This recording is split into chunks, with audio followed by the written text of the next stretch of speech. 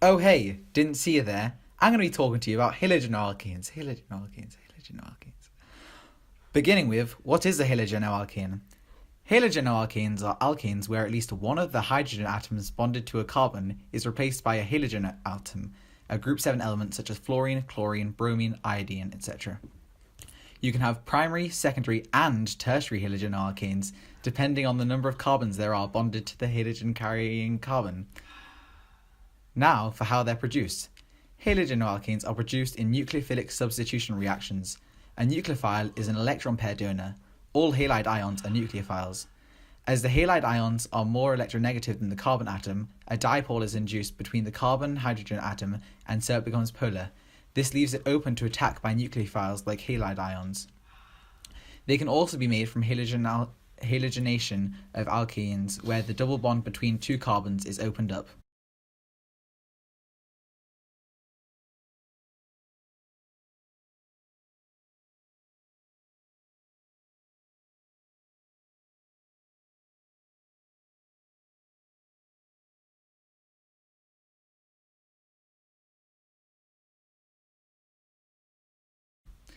I bet what you're now thinking is, what are the uses of halogenoalkanes?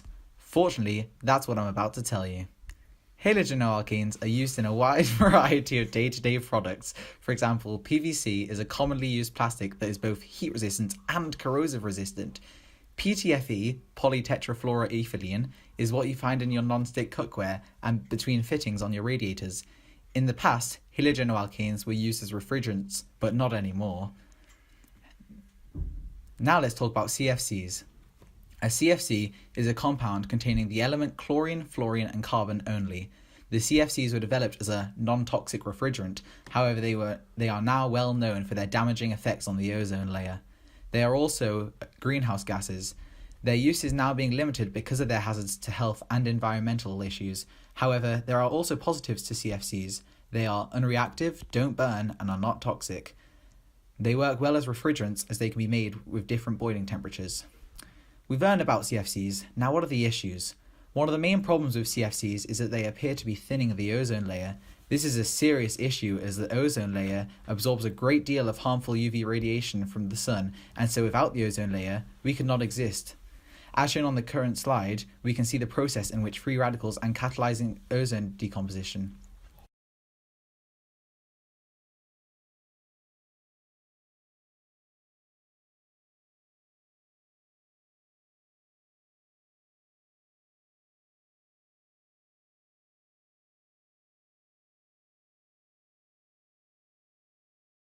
On a more cheery note, there are some solutions to reduce our usage of CFCs and save our ozone layer.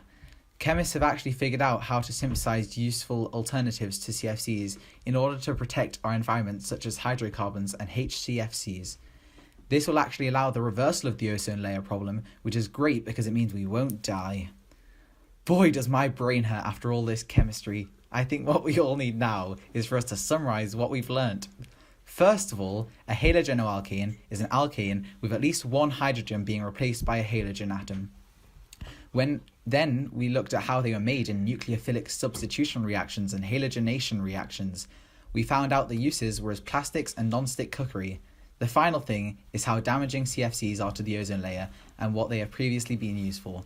Thank you for listening. I hope you enjoyed this slideshow about halogenoalkanes and you learned as much as we did.